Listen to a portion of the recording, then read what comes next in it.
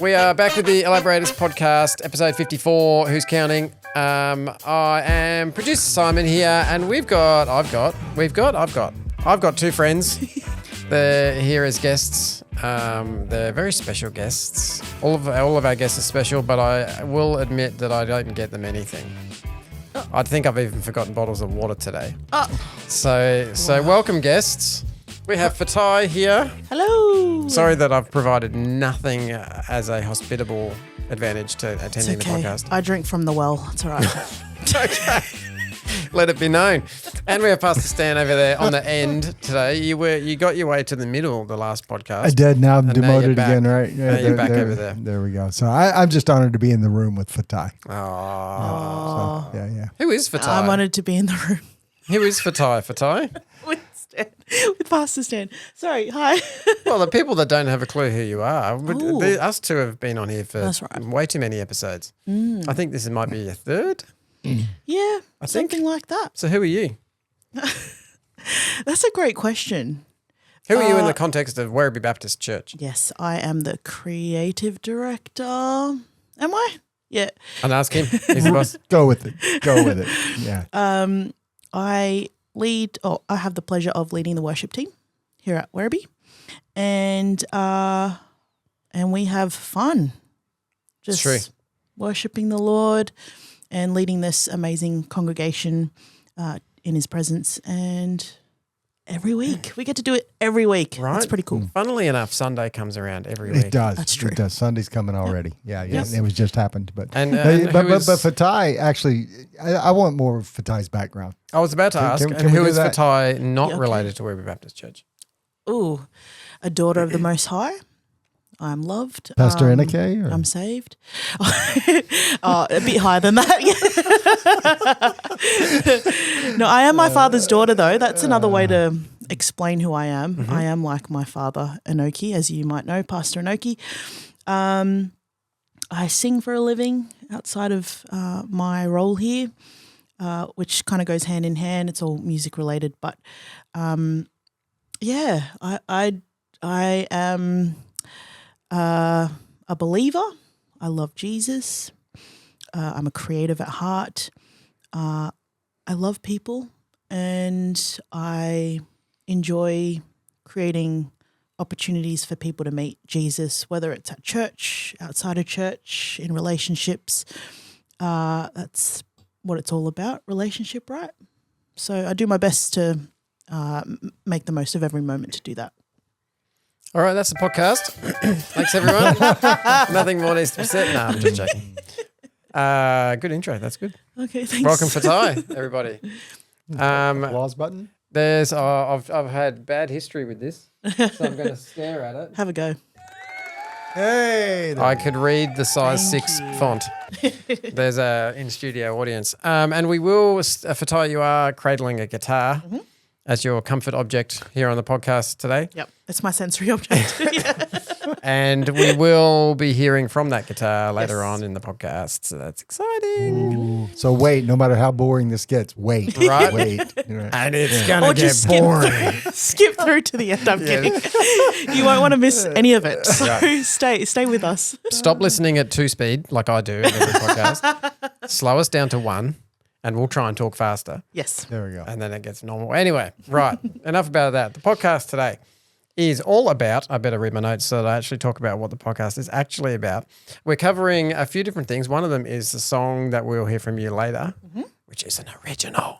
Yes. And also the topic that Pastor Stan preached on yesterday, which I will go out on a limb and talk about being surrendering, trusting in the plan, what to do when God changes everything and pulls the rug out from under you seemingly.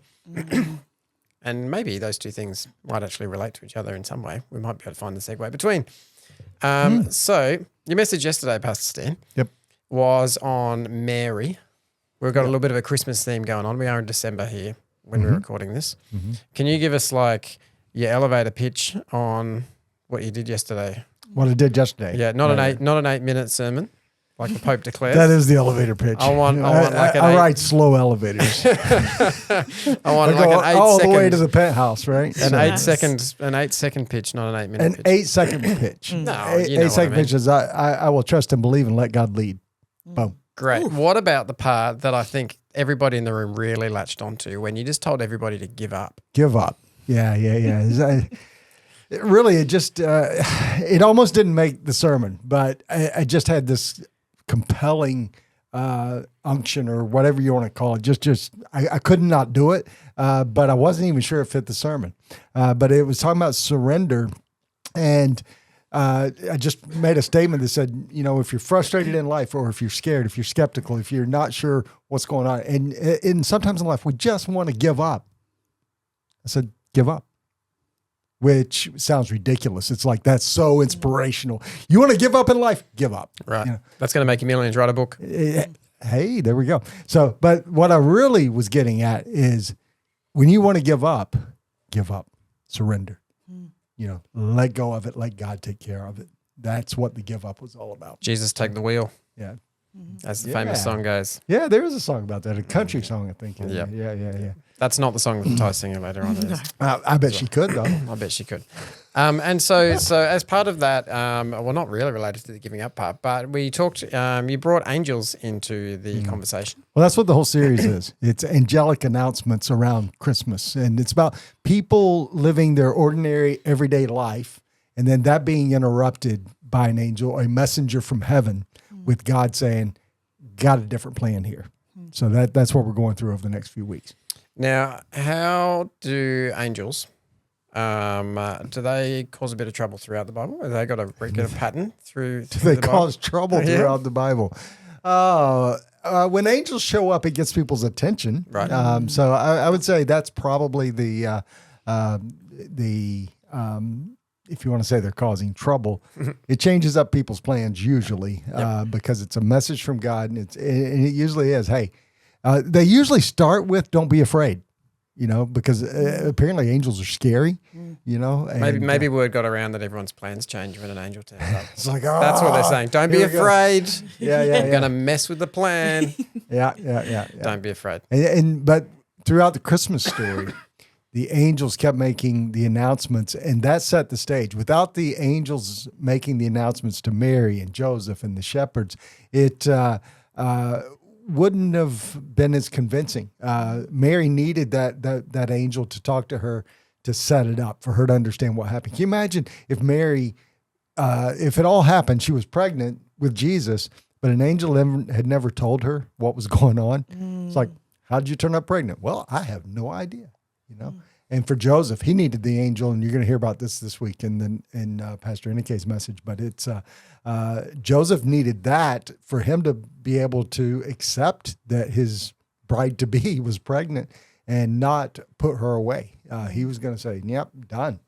And then the shepherds, well, they became the first missionaries because they were told by the angels that Jesus is here and he's going to bring hope and joy and peace to everybody. And they wanted to go see because the angel said to.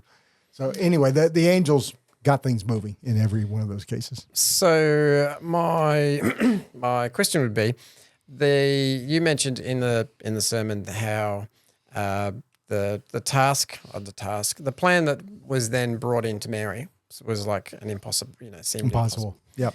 And up until that point, It's not how babies come. Mary and Joseph were grooving in life. We assume, they're cruising. They might have had it all mapped out, that kind of thing. And my question was, what does it look like to truly trust God in unexpected or challenging seasons, right? But the angels in this context brought that challenging season.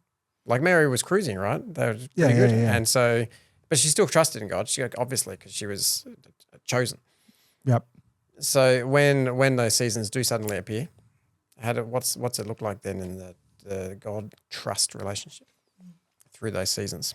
What does it look like to truly trust in that plan? But to say yes to whatever that prompting is. And actually, if I can put Fatai on the spot, I know a bit of her journey and story, and sometimes the plans have changed unexpectedly with Yes. lost visas and things like this and everything. It was stolen. Yeah, you want to share about that and just how you responded in that situation? Yeah. I feel like my journey thus far has been nothing but a series of unexpected events. So you think you'd get used to it by now.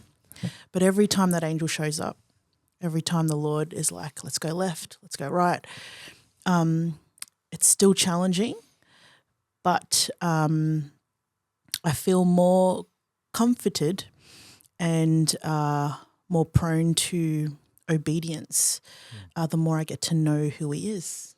You know, how do you trust or feel safe with someone you don't know? That's why it's a relationship.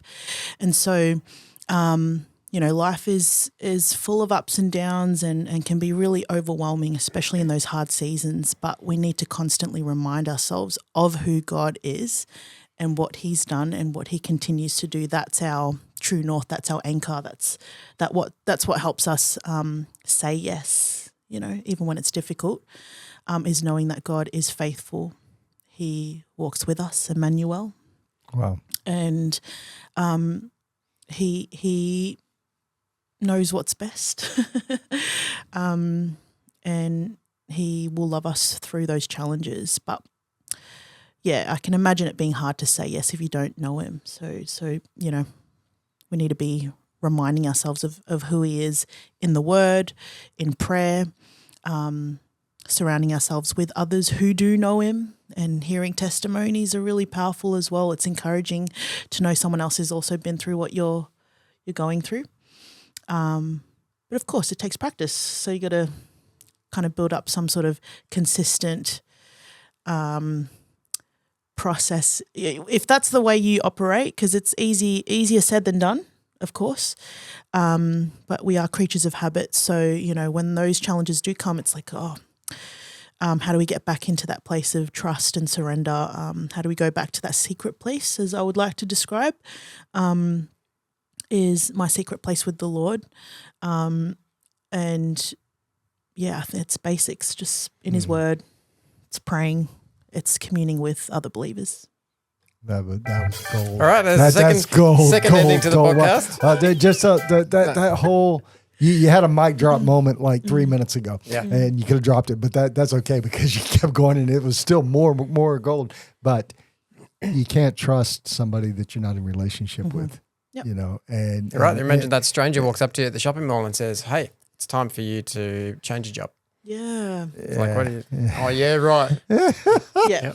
Of course you're not going to say yes, because who are you? And, you know, who are you to tell me what to do even? Sometimes we might approach the Lord like that. It's like. But imagine if that stranger approached you and then you turned to the random person next to you who actually accidentally really knew that stranger and then said, yeah, it probably should be. Yep. I can testify. Suddenly, oh man, where's your brain going then? Yep. Yep. Good stuff. Oh, right. Okay. That's the end of that. That's the end of that bit. I like it. Okay. Well, I'm going to go off that then. So how come surrendering to that plan is like scary and freeing at the same time? To either of you. Doesn't have to be to Ty. Yeah. Well, surrendering to God's plan, I believe more times than not, in fact, I'd say just about every time, is going to be scary. Because if it's God's plan, it's bigger than you. It's bigger than you're going to be able to accomplish yourself, right? So that's scary. But so if you truly surrender to God's plan and you're trusting God with it, that is freeing. Because I'm a get it done kind of person. I'm a fixer. Any problem that comes along, I really believe that my role in life is to have to fix everything. And it's really challenging and disappointing sometimes when I can't do that. When there's a problem so big I can't fix it. I've got several I could tell you about right now, but I won't because they're personal people and I don't want to. And I can't fix it. And there's absolutely nothing I can do. And the only way I can cope with that as a fixer is to release that to God and let that free me of it, which it's still a challenge because your heart still hurts for people and everything, and you want it fixed. You want to have a solution. But sometimes it's just bigger than us, and that has to be freeing. So we release it. So does the freeing part, is that when we joked before about just give up? Just give up. In those contexts though, does giving up mean like you just stop caring about it? Like I give up? No. Like No. is that I what it is? give up trying to control this. Yes. Yeah. There it is. I can't do anything to affect it anymore. Maybe I've actually messed it all up myself, and I've got to give that up because I'm just going to keep making more of a mess. I'm not going to fix it. I've got to give up and surrender. And then that doesn't mean I don't care about it anymore. I'm giving up because God, you got to take care of this because I know I can't. So it's actually the opposite of not caring about it anymore. It's actually giving it to somebody at a higher pay grade than you. All right, pushing it up the chain. Push it up the chain. Yeah, no, that's Better good. track record. Yeah. What That's good. So what are some signs? What are some signs that God might be calling someone to, like? We don't all get angels turning up in a. Although blaze you of may have glory. entertained angels unawares. Well, true. It says that in Hebrews. Yeah. But what are some of those signs that we might be getting asked to take a leap of faith, and recognizing that in the guidance of it, or any personal scenarios where you have recognized, oh, wait a second, this is actually one of those forks in the road kind of moments. In general, I think it's usually three different things coming together. It's when your passions, your God-given passions, and your abilities that you're capable of doing things, God's gifted you, and opportunity. When those three come together, that's when I want to pay attention and say, okay, is this God? And also, a lot of times, God will send multiple messengers. A lot of times, you'll hear something 3 times, and 3 is not a magic number. It's kind of the one that I usually gravitate towards. It's like when I hear it the second time from somebody, it's like, ooh, okay, I need to start paying attention. The third time, it's like, okay, I get it. You got my attention. But that's just my personal experience over the last couple of years. Pastor Stan, would you also say that more times or not, he's in the deep end? Oh, yeah. And he's in the unknown. Yep. And that's a really uncomfortable place for most of us because we all do enjoy a sense of control in our life. That's what provides safety in our minds. And so you almost want to look for that uncomfortable feeling. No, it's because he's asking you to step out yeah. in faith and to trust him. That's the ask. That's the deal. And so, that's the only way to really grow is to be outside of your comfort zone. So maybe one way to kind of, and this also takes practice, of course, one way to figure out if God's speaking to you is if to ask yourself if it's too comfortable. Am I too comfortable in this relationship or this workplace or this, comfortability is not a bad thing, but like staying stagnant in that won't, force you to become the best that you can be, that he's asking us to be, So, asking yourself, is it, more times or not, it's an uncomfortable ask when he's speaking to you. Correct. Yep. Now that's beautiful. I actually even said yesterday that a lot of times we don't step out into what God's calling us into because we want to keep it in the controllable and comfortable. And another way I would say what you were talking about there is that along with the opportunity and the passion and the skills and all that, it's generally something that you wouldn't be choosing to do. Definitely. That, For me, yes. Well, 100%. Yeah. It's like, that's crazy town to do that. The normal person would not say, yeah, I want to go do that. And a lot of times it's those things that you say, wow, okay, that definitely has God's fingerprints on it, I think. So I'm going to start going that direction and listening reluctantly usually, but Can I admit kicking and something? screaming. Yeah. I'd say this role was exactly that when you came and I asked knew me that. about it. I knew that. I'm like, no, Pastor Stan, I don't want to do this. This is not the time. I don't know how I'm going to fit it in. You know, it didn't make sense to me logically speaking, and I like to think that way most of the time. And then, thank God for hindsight. It's like you look back and it's all meant to be. Yep. You know? Yep. And that Starbucks doesn't even exist anymore. Yeah.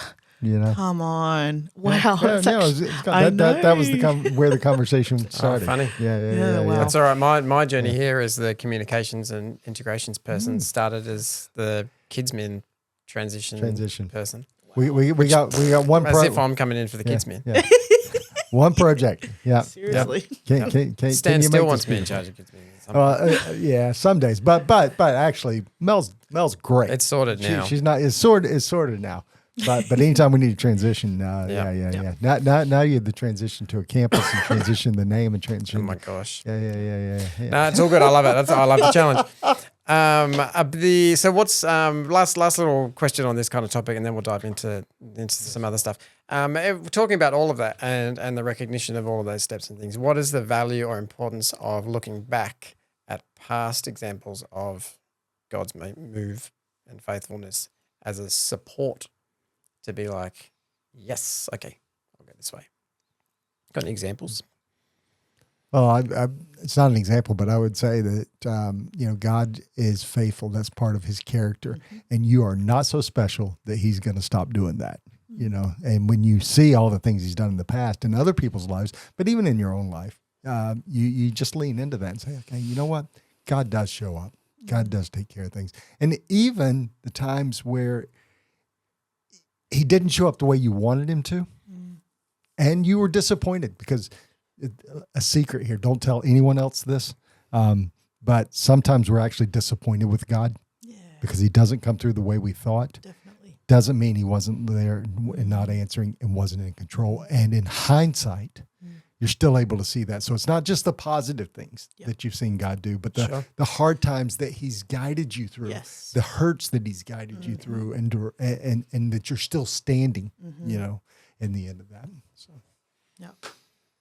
So, for Ty, pardon me, my cough. When you write a song, we're going to kind of segue a little bit here. Okay. Do you, what's the process for you? Like, how are you, we're talking about all of these life moments, journeys, that kind of stuff. Does that funnel its way into your lyrics when you write songs?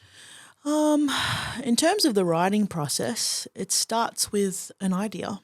Could be a guitar riff, it could be a melody, it can start any which way. And then I start to build a world around it. But the message is extremely important for me as a songwriter. And what is the message that we're trying to communicate through this song? So, the lyrics matter, the way it's phrased matters,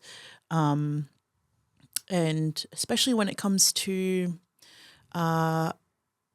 writing songs about Him or to Him, I find even more caution and sensitivity to, one, making it biblically sound, theologically sound, as well as,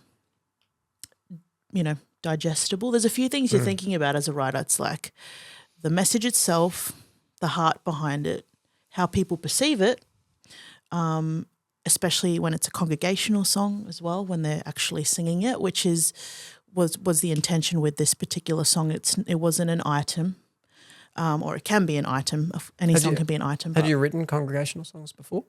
I have, yeah. Yep. But yes, I sense a new season of more of it. Yeah. Okay. So tell us about this song. The song is called Light of the World. Hey, Sim, you actually inspired it. Did I? As much as I, want to explain this profound story of how we came about this song, Sim and I have been dreaming about the lights that we have on the building. Right, Christmas a lights. year ago. Yeah. Yep. we got done with Easter and the next day we're like, Christmas, Christmas, Christmas. Yeah. So lights on the building, light of the world. There was this theme in my mind about Jesus being the light of the world, and even for us, our mission and our call is to be a light in this world and to carry His light. And so that's where that line kept in my mind for a bit. Light of the world, light of the world. But then over the next couple of months, I started, after a service, Beth and I were just jamming a little something around that tagline, and we created the bridge first, actually. That's what came first. Singing holy is the Lord Almighty. And so I actually built the song off the bridge. And then the language of Emmanuel came to mind as well, kind of going with the Christmassy theme. Mm-hmm. It just built section by section over time, gradually. And then, we had Belinda kind of help me tweak some words as well. And then some sound advice from some of our elders as well, just small words to just bring it all together. And so that's how we came about with Light of the World. I think we should hear it. Okay. Shall we hear it? Yes, we shall. All right. The Lord of all the universe has come to meet us here on earth. A promise no man could ever keep. Only God, Messiah, Prince of Peace. Words once spoken, now a baby born to reconcile the sinner to the Father, all made whole. Every witness, raise your voice,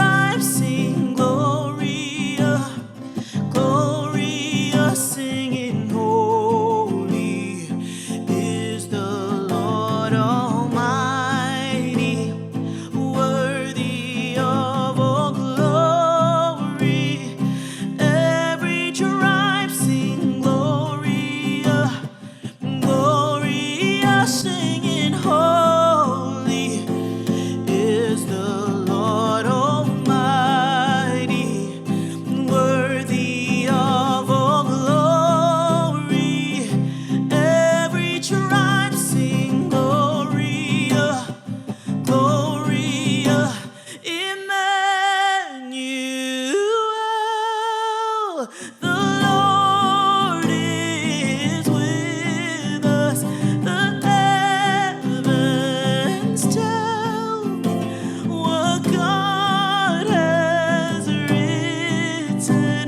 The light of the world has come to save us.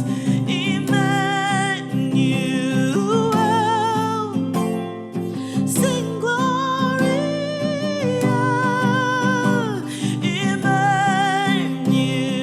Emmanuel, sing Gloria.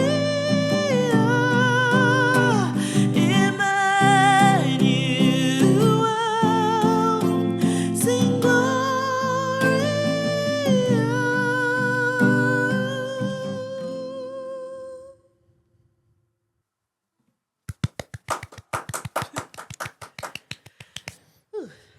Thank you, Fatai. Thank you. Thank you, Light of the World. I'll get Stan back on his microphone. Amen. No. Oh, you look at that. I better turn all of that off for you. You got to cut that in. Yeah, that can stay in for a moment, and I'll turn Cutting room off. floor. I'll Right. turn off Fatai's as well. There we go. Now we can talk like normal people. Thanks, Ty. Yeah, There you go, wow, everybody. wow. That was Light of the World Thank you for performed having me. in the studio.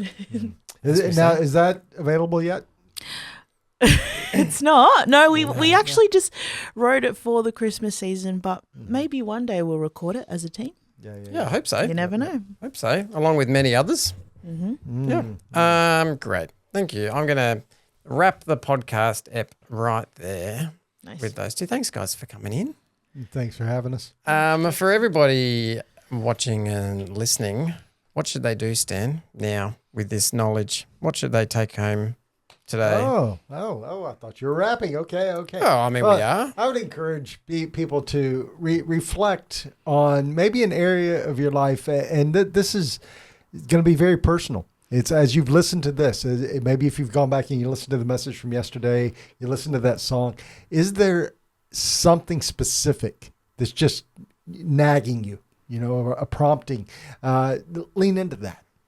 Give that some space, give that some energy, give that some prayer, and even think through what might God be saying, and make a decision. Are you willing to actually press in and say, okay, yeah, I'm going to surrender. I'm going to, it might be scary. I might be skeptical. I'm going to trust God and believe, because God's promises are bigger than the impossible.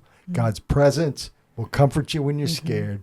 And then God's power is released when you surrender. Amen. So I would just encourage you, try to surrender something this week.